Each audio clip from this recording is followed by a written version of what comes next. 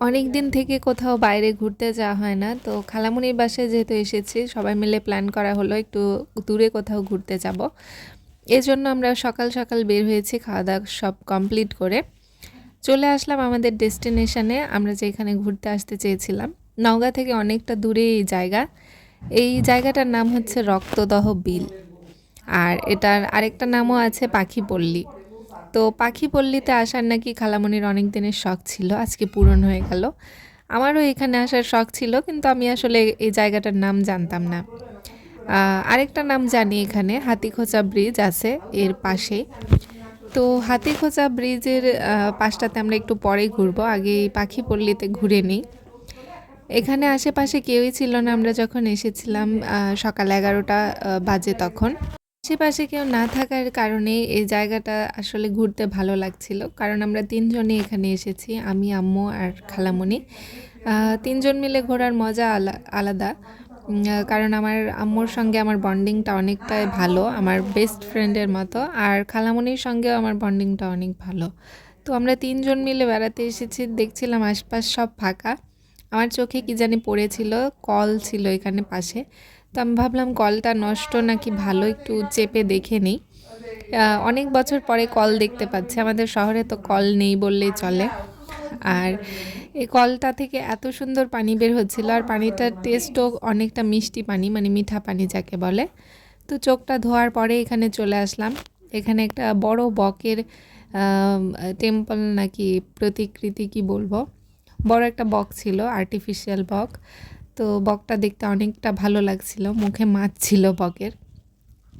এরকম জায়গায় ঘুরতে আসলে আসলে মনটা অনেক ভালো হয়ে যায়, শহরের কোলাহল থেকে একটু দূরে। মনোরম পরিবেশ, পাশে দেখেন নদী না কি নালা, এটা নালা বলে হয়তোবা।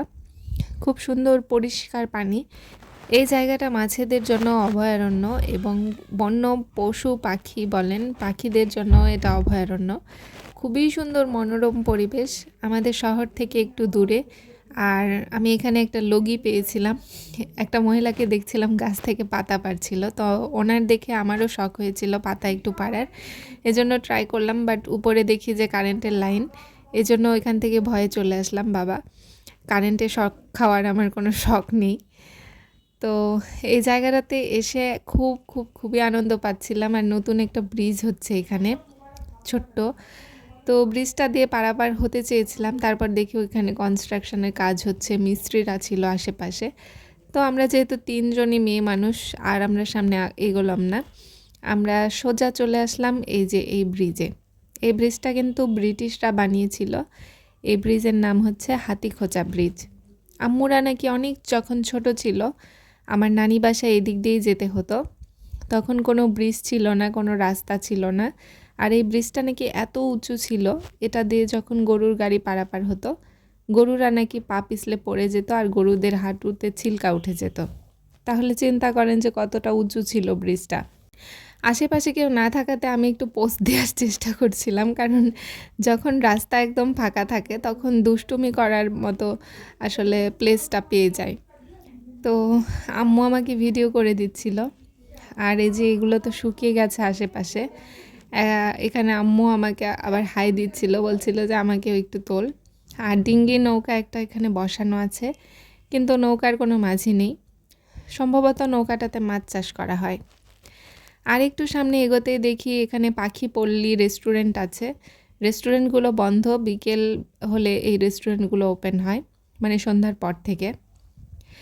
ফুচকা আছে, কিন্তু হাতে ভাজা ফুচকা নেই এখানে, ফুচকাগুলো 60 টাকা করে প্লেট। আজকের ভিডিওটা এখানেই শেষ করছি।